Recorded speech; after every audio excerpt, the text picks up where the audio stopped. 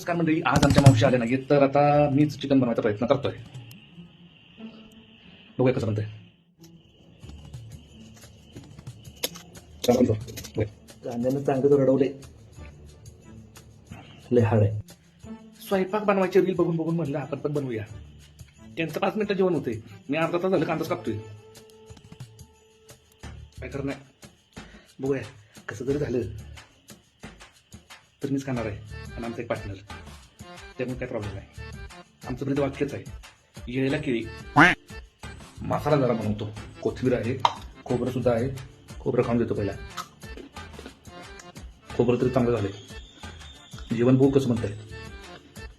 खरं तर आमचा प्रमोद खूप छान बनवतो जेवण, पण आज त्याला खूप जास्त काम लागलंय आणि त्याने विषयाची परीक्षा घ्यायचं ठरवलंय. मला म्हणलं बघ तुझ्या ह्यानं कर, बघूया आता काय होईल तसं. आमचं मिक्सरचं भांडे इंग्रजांच्या काळातलं दिसतंय. कोथिंबीर, कांदा आणि आलं घेतलं, पण लसूण सोलायला राहिला. आता लसूण सोलतो आणि त्यात टाकतो. जास्त नाही, 2-3 पाण्याला झाल्या, 5-6 अर्धा लसूण टाकतो.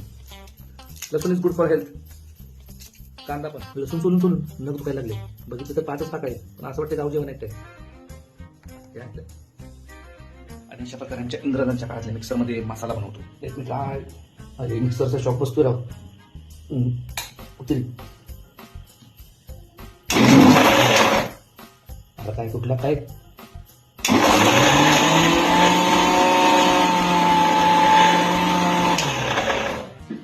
खालच्या गावात मिक्सरचा चांगला शॉक बसतोय.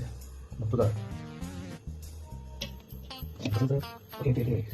खोबऱ्याचे तुकडे बारीक करून टाकायचे असतात. मी अख्खा खोबरं टाकलेलं आहे, कदाचित त्यामुळे मिक्सरांचा शॉक देतोय.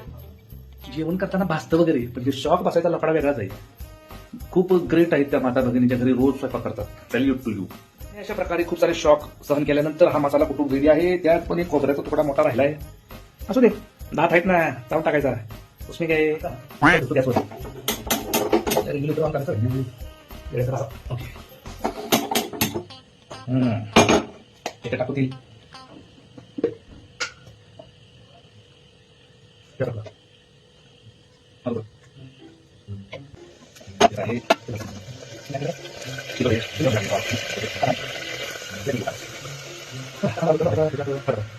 आणि ते काम झालेलं आहे, त्याच्यात निवड टाकलेली आहे.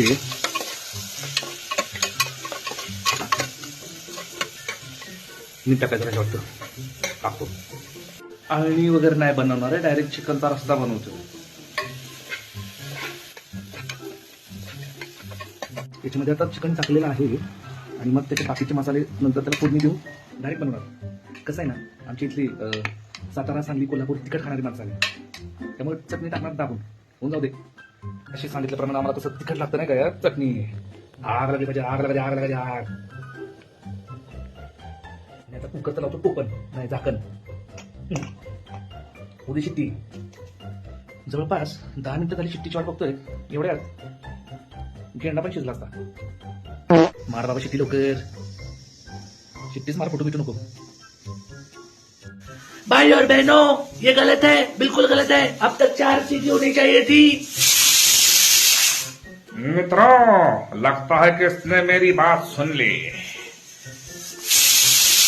वेरी गुड मित्रों, ऐसा लगता है कि ये कम से कम 100-200 सीटी मारकर ही मानेगा.